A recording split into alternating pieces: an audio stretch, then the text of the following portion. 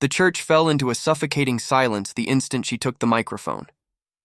The air seemed to shiver as every head turned toward my stepmother, Valerie. Her eyes glistened, not with grief, but with the cruel satisfaction of someone who'd been waiting years to strike. "Ethan isn't even Tom's real son," she announced, her voice echoing off the stained glass windows like thunder. "The DNA test proved it. He's an opportunist, not family." Gasps rippled through the pews. A few people dropped their programs. Others raised their phones, hungry for gossip disguised as mourning. I sat frozen beside the casket, the flag folded tightly in my lap, the scent of lilies and polished oak turning my stomach. My father, Tom Hargrove, veteran, local hero, the man who taught me how to throw a baseball and change a tire, wasn't even in the ground yet. And already his name was being twisted into a weapon against me. My throat burned.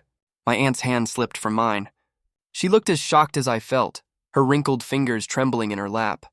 Valerie's lips curved into a faint, victorious smile as she dabbed a dry tear from the corner of her eye. "He fooled everyone," she continued, savoring every word. "Even Tom, poor man. But now the truth is out." Every heartbeat felt like a hammer striking the coffin. My mind spun through years of memories. Dad carrying me on his shoulders at the county fair, his laughter when we rebuilt that old pickup truck, the quiet pride in his eyes when I graduated. None of it could be fake. None of it.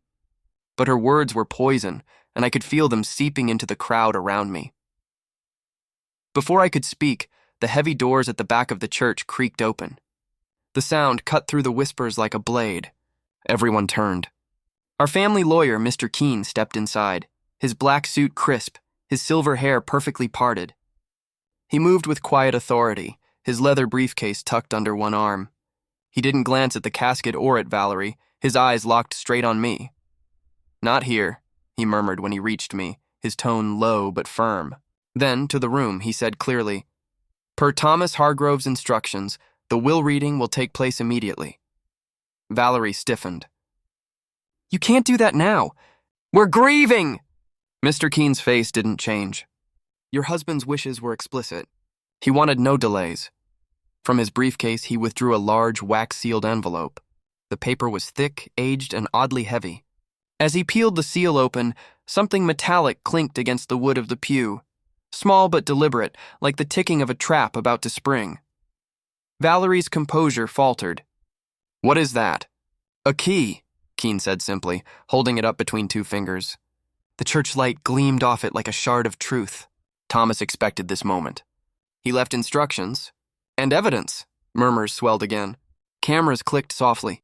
Valerie's son, Chase, shifted uncomfortably beside her, his jaw tight. Even he looked uncertain now, the arrogance fading from his expression. Keene's voice carried like a commandment. "Everyone to the conference room in 15 minutes. Bring your courage," he turned toward me. "Ethan, stay close." Your father prepared more than anyone realized. The crowd erupted in low chatter. The pastor looked uneasy, as though the church itself might fracture under the weight of all this sin. Valerie stood rigid, eyes darting between the casket and the key, her mind clearly racing to calculate what her late husband had planned.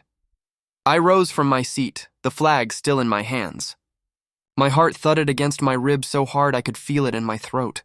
Dad had always said he wasn't a man for drama, that truth didn't need a stage.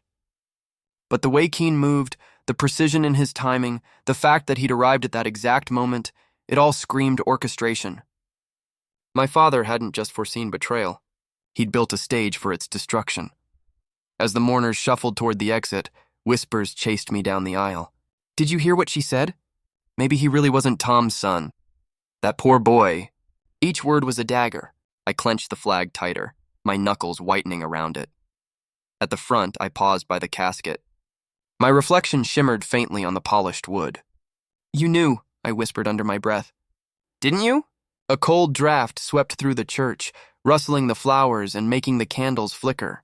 For a moment, I almost imagined his voice answering back, the same steady baritone that had guided me my entire life. "Trust me, son. The truth will stand on its own legs." I turned toward the exit just as Valerie brushed past, her perfume sharp and floral, her expression cracked by the faintest hint of fear. "Enjoy your little moment," she hissed, her voice barely audible. "It won't last," I said nothing. The key glinted in Keene's hand near the door, its metallic sheen like an omen. Outside, the wind cut across the parking lot, scattering rose petals from the wreaths. The sky had turned a bruised shade of gray, thick clouds swirling as though the world itself knew a storm was coming. Cars started one by one, mourners slipping away to gossip over coffee or text the news. Keen approached, his tone quieter now. Your father trusted very few people, Ethan, but he trusted you, and he wanted you to see everything for yourself. What's in that envelope? I asked. He gave a small, knowing smile. The start of the truth, and the end of someone's lies. As he walked toward his car, I glanced back one last time at the church doors. Valerie stood framed in the doorway, clutching her son's arm, her face pale. The look in her eyes wasn't triumph anymore. It was dread. That's when it hit me. Dad hadn't just left a will. He'd left a weapon, and the key wasn't meant to open something. It was meant to trap someone. Keen's conference room looked like judgment itself. The glass walls reflected the gray skyline of downtown, where the storm clouds from the funeral still hung heavy and swollen.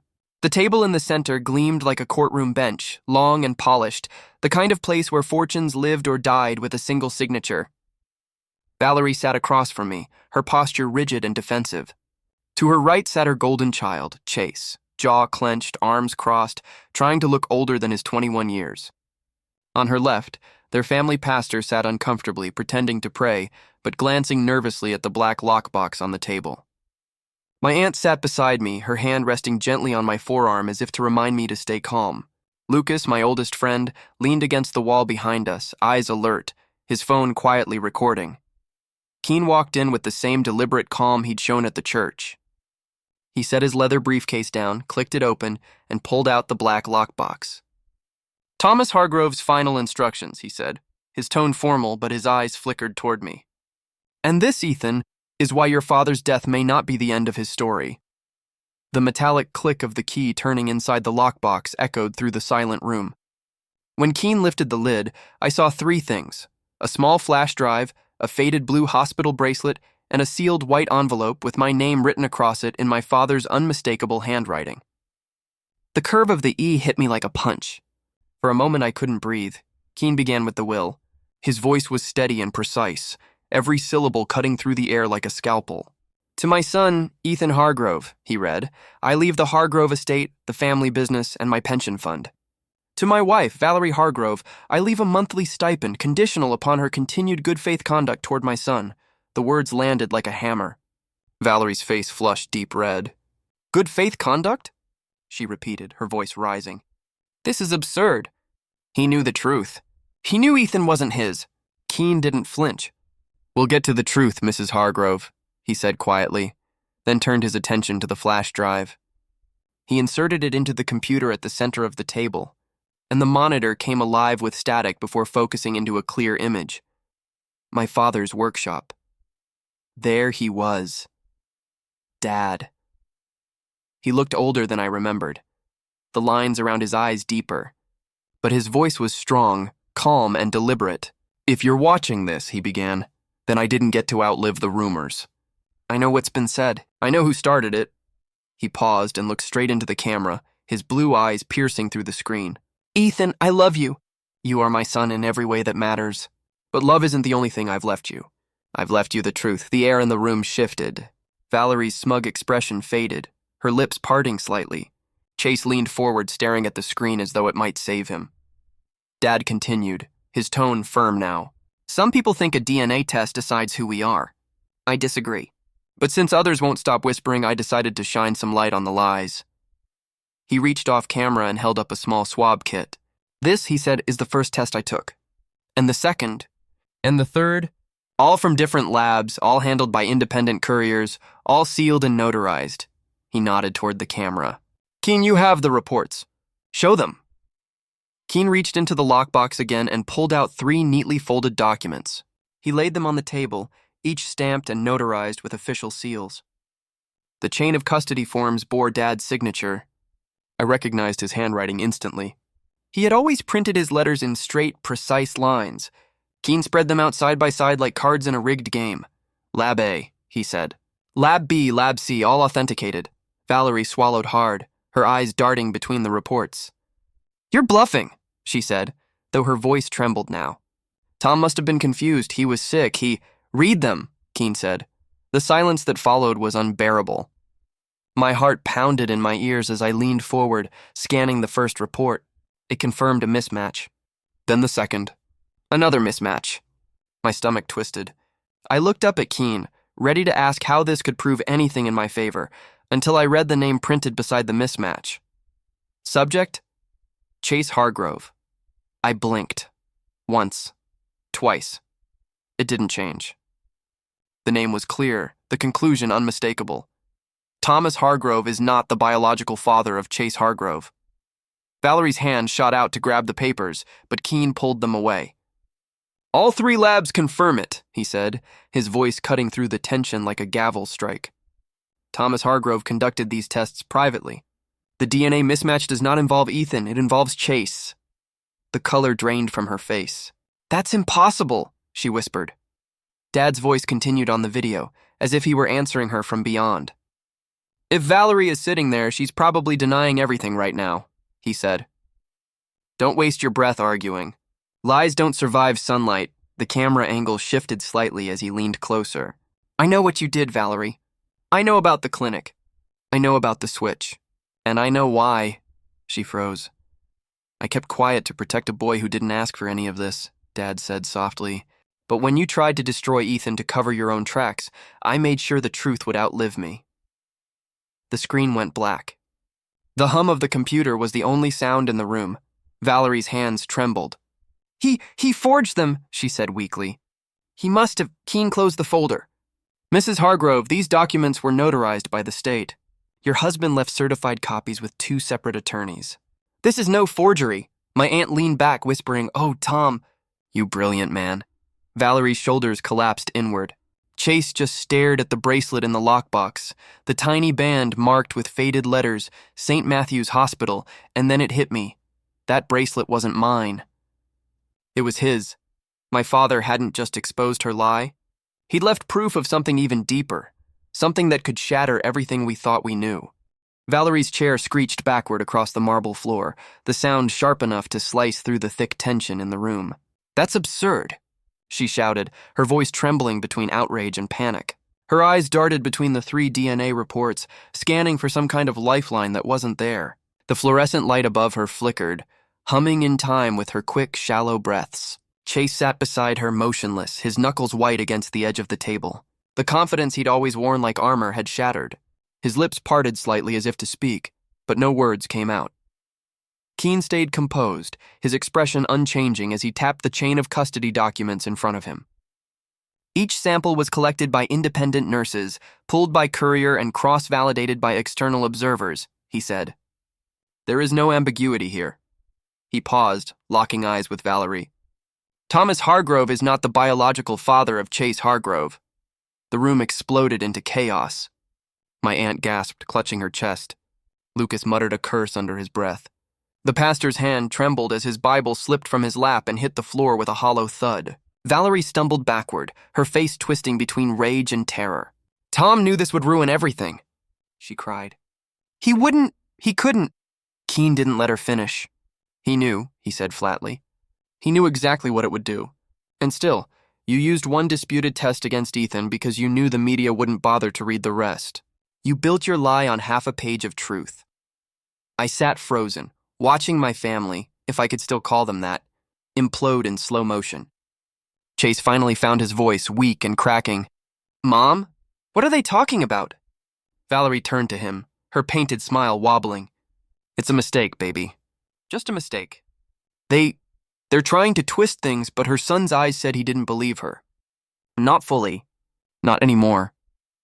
Keen pressed a button on his laptop, and my father's voice filled the room once again. Ethan, Dad said, calm but heavy with sadness, I found out the truth the day I scheduled my heart procedure. I didn't want to hurt anyone, least of all Chase. But when Valerie threatened you, when she tried to erase you from my name, I knew silence would no longer protect anyone. So I set a dead man's switch. On screen, Dad held up a small evidence bag. Inside it was the blue hospital bracelet from the lockbox.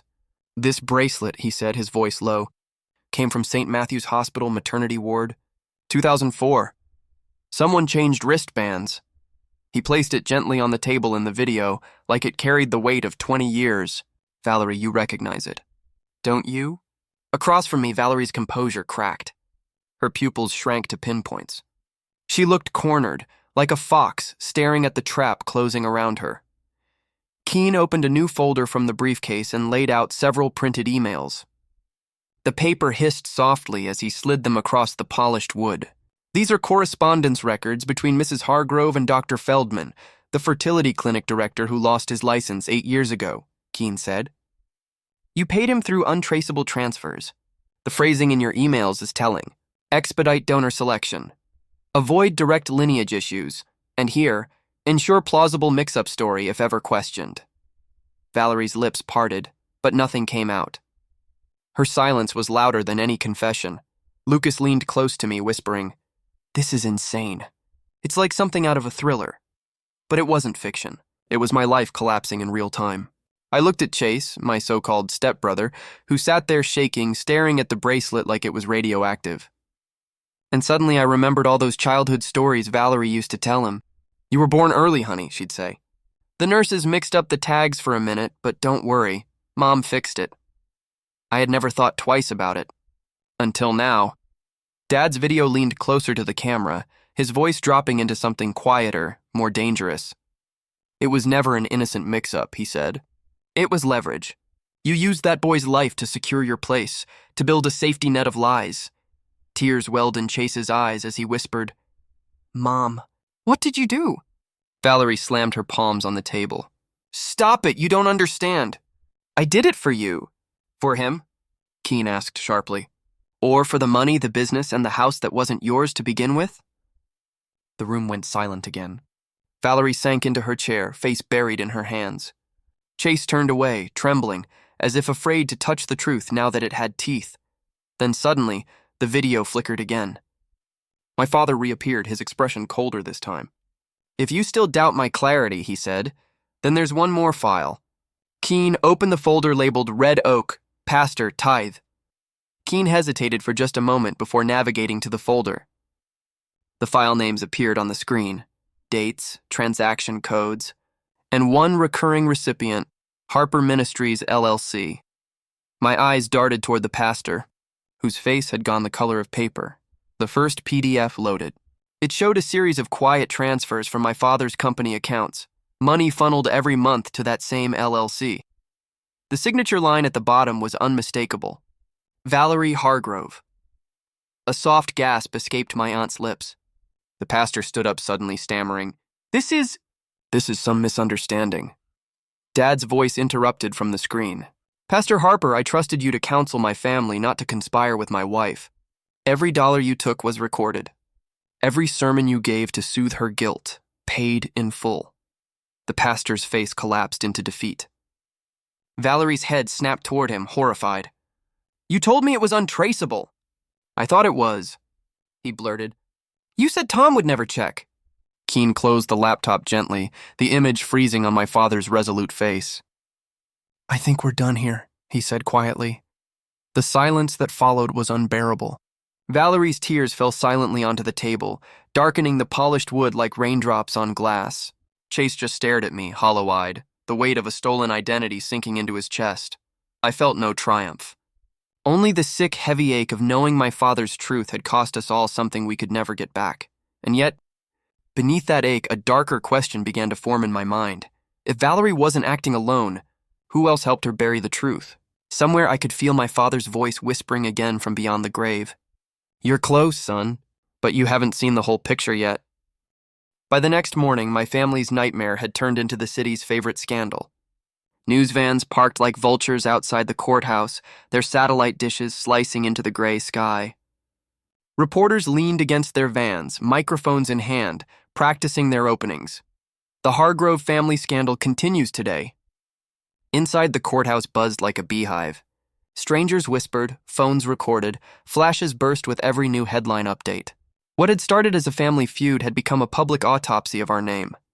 Keen stood beside me in his crisp navy suit, the embodiment of calm strategy. "Stay focused, Ethan," he murmured as we pushed through the crowd. "They'll try to twist this into a circus, but the truth doesn't perform. it wins. Valerie arrived minutes later, shielded by two men in dark suits and a tall lawyer with a perfect haircut that probably cost more than most people's mortgage payments. She wore black sunglasses and a designer coat, like she was auditioning for sympathy. Her attorney, Miles Barrett, was a TV regular, famous for defending wealthy scandals and spinning guilt into glamour. They had even hired a PR team that stood outside handing out pre-written statements about emotional distress and privacy violations. Inside, Judge Morales presided over the probate hearing. She was sharp-eyed, middle-aged, and already irritated by the media circus. "We're not here to trend," she said the moment court was called to order. "We're here to execute the will of the deceased, not rewrite it for headlines." Keene began the proceedings with quiet precision.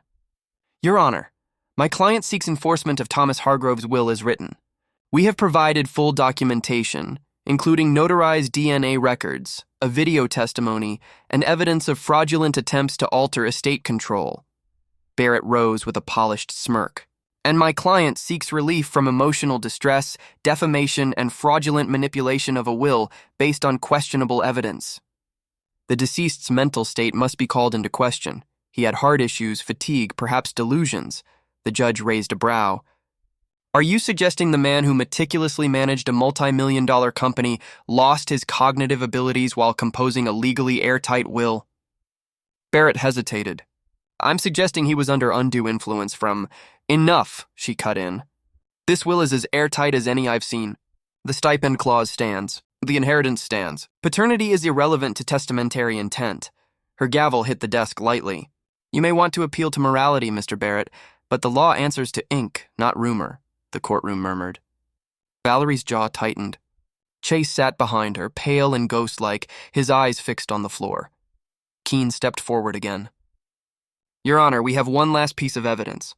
A witness who can confirm the origin of the switched hospital wristbands." The doors at the back of the courtroom opened. An elderly woman entered slowly, leaning on a cane.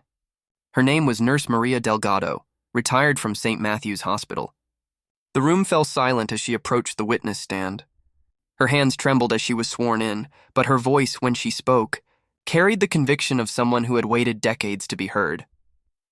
21 years ago, she began, I was working the maternity floor. There was an incident.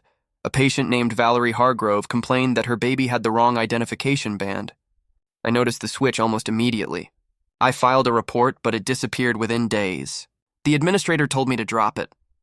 He said the hospital couldn't afford another scandal, not with the fertility doctor already under investigation. Keene approached gently. "Do you recognize this bracelet?" Delgado adjusted her glasses. "Yes, that's the one I kept a record of. The number," she pointed to the display screen, "matches my report. It belonged to the Hargrove infant, born 2004. The judge leaned forward, studying the evidence. "So you're saying Mrs. Hargrove knowingly switched hospital bands?" Delgado hesitated, tears forming in her eyes. "I can't speak to her motives, Your Honor, but I know what I saw, and I know the report was buried." Across the courtroom, Valerie whispered to Barrett, her face drained of color. "This will ruin Chase," she said, her voice trembling. Keene turned to her, calm and cutting. "No, Mrs. Hargrove, your choices did that. Your lies did that." Barrett tried to object, but Judge Morales silenced him with a look. "Sit down, counsel," she said firmly. Then she turned to Keene. "Mr. Keene, Mr. Hargrove's video mentioned a dead man's switch. What exactly does that entail?" Keene glanced at me. "Your Honor, my client's father left one final file, sealed until this exact contingency, should anyone contest his will or attempt to discredit his family. The contents were not to be viewed unless such an event occurred." The courtroom leaned in, the weight of suspense suffocating. Even the reporters stopped typing. My heartbeat thundered in my chest. Keene placed the small black flash drive on the evidence table, labeled in my father's handwriting, "If they try to erase you." He looked at me. "Ethan, it's your call." For a moment I couldn't move. My father's voice echoed in my mind, his laugh, his lessons, his last words. He had built all of this carefully, like a chess match played from beyond the grave. Whatever was on that drive wasn't just about revenge.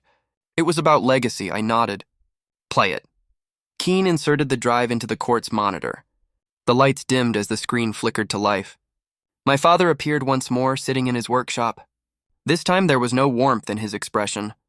His eyes were sharper, colder, like a man staring down the final truth.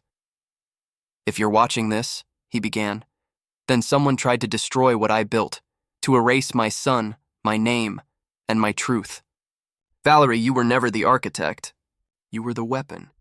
The real hand behind this," he paused, his jaw tightening. The courtroom hung on his silence. Was someone else entirely? The screen froze, his voice still echoing faintly. The judge leaned forward. "Who?" Keen's finger hovered over the space bar. The tension in the room was electric, every breath drawn tight. "Your Honor," he said quietly, "the next segment names the person who orchestrated everything. And with that," he pressed play. The truth that followed would shatter everything we thought we knew, because the villain of this story wasn't Valerie. It was someone far closer.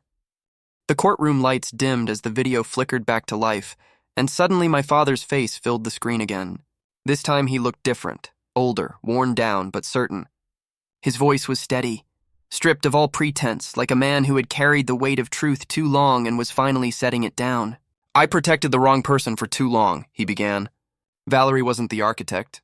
She was the weapon." The entire room went still. Even the sound of the old ceiling fan above us seemed to fade into silence. The judge leaned forward. Valerie's breath caught in her throat. My heart thudded so loudly I thought everyone could hear it. Dad slid a manila folder into the frame. "What you're looking at," he said, "are emails, bank transfers, and a life insurance policy. One that was never meant to be found." He unfolded the first sheet. Covered in red ink annotations, his handwriting marking every betrayal. 10 years ago, my brother, your Uncle Brad, pitched a succession plan. He said it would secure the business for the next generation, keep the family name strong. What I didn't see then was that he meant his own blood, not mine. My stomach dropped. Uncle Brad. The man who taught me to fish when I was 6, who toasted my birthdays, who promised me the business would be mine one day. The man who was supposed to be family. Dad's voice hardened. Brad introduced me to the fertility doctor at that fundraiser, the same one Valerie used. He introduced her to the pastor. He built the fake charity accounts, set up shell companies, and whispered in Valerie's ear that she'd lose everything if my will didn't favor her. He convinced me to add a stipend clause for peace, but it was never about peace. It was about control. A ripple of gasps moved through the gallery. Chase turned to me in disbelief. "Uncle Brad?" he whispered. His voice cracked on the last word. Dad continued, eyes burning through the screen. "Brad wanted to discredit Ethan. He seeded the rumor himself, told Valerie to order that one fake DNA test and make it public. He knew I'd find out, and he wanted it to break me before I could confront him. If you're hearing this, brother," he said, his gaze like cold steel, "you don't get my legacy. You don't get my son." The camera froze on his face for a moment, then cut out. Silence blanketed the room. You could almost hear hearts breaking. Then, at the back of the courtroom, a chair scraped. Every head turned. Uncle Brad was standing there in his immaculate gray suit, his tie loosened but his smirk still present. For a moment he tried to hold his composure, but his eyes betrayed him, narrowed, calculating. Keen, always prepared, lifted a folder from his briefcase. "Your Honor," he said, his voice cutting clean through the tension. "We're submitting an injunction naming Bradley Hargrove as a co-conspirator in fraud. Undue influence and inheritance interference." Brad's smirk vanished. "That's ridiculous," he said, his voice rising. "You think you can just—" But before he could finish, 2 deputies were already moving down the aisle. He turned and bolted for the side exit, knocking over a chair in his panic. The crowd erupted. Reporters shouted. Flashbulbs exploded like lightning. But the deputies caught him before he reached the door, twisting his arms behind his back as the cuffs clicked shut. Valerie collapsed into tears. "Brad promised it would be clean," she sobbed. "He said nobody would get hurt." Keen looked at her, his tone colder than I'd ever heard. "Promises made by liars aren't worth the breath it takes to say them." Chase stood up, shaking. "Were any of us real to you?" he asked his mother, his voice breaking. "Or were we just parts of his game?" She couldn't answer. She just cried harder, clutching the table like it was the only thing keeping her from falling apart completely. The judge's gavel slammed down hard. "Order!" she commanded. The chaos quieted instantly. Then she turned her sharp gaze to me. "Mr. Hargrove," she said, You are the sole heir and executor of your father's estate. You have standing to accept or decline prosecution recommendations on the civil claims. But you also have a family here, broken as it may be. The choice of what happens next begins with you. I looked around the room. Chase stood with his hands in his pockets, looking smaller than I'd ever seen him. Valerie, red-eyed and broken, stared at the bracelet on the evidence table, the tiny blue band that had unraveled 21 years of lies. For a moment, all I could think about was Dad, his lessons, his laughter, his faith in justice. Then I remembered the last part of the letter he'd written, the one I hadn't yet shared. I pulled the folded page from my pocket, his handwriting shaky but clear. Ethan, if you can, be the man I raised, strong enough to hold the line, and brave enough to choose mercy where it matters. Give the boy a chance. Give the woman a path back to honest air, but never give my brother another day in our name. I swallowed hard, my throat burning. Your Honor, I said, my voice steady, I'll honor my father's will to the word. Freeze Brad's assets and pursue every charge he deserves. For Valerie, I ask the court to require restitution and therapy, with her stipend only if she completes both and has no contact with Brad. As for Chase, I paused, glancing at him. He deserves a life not built on threats or lies. I want joint counseling. He's my brother, whatever blood says. The judge nodded slowly. So ordered, she said, and the gavel came down one last time. Outside, the October air was cold and sharp. Reporters swarmed the steps, their questions slicing through the noise of sirens and cameras, but I ignored them. Chase caught up to me halfway down. His eyes were red. Do I still count? He asked softly. I put a hand on his shoulder. You're my brother, I said. That's the only truth that matters now. He nodded, tears slipping down his cheeks. My phone buzzed. A final message from Keen. Auto-release triggered. Private file for Ethan only. I opened it. A new video played, Dad in his workshop smiling gently. You didn't need my blood to be my son, he said. You just needed my heart. It's yours. Always. The screen faded to black. I looked up at the sky, the clouds parting just enough to let sunlight spill over the courthouse steps. Behind me, deputies led Brad away in handcuffs.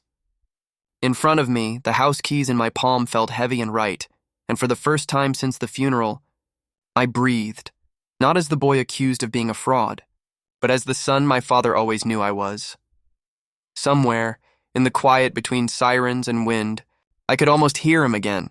You did good, son. You finished it.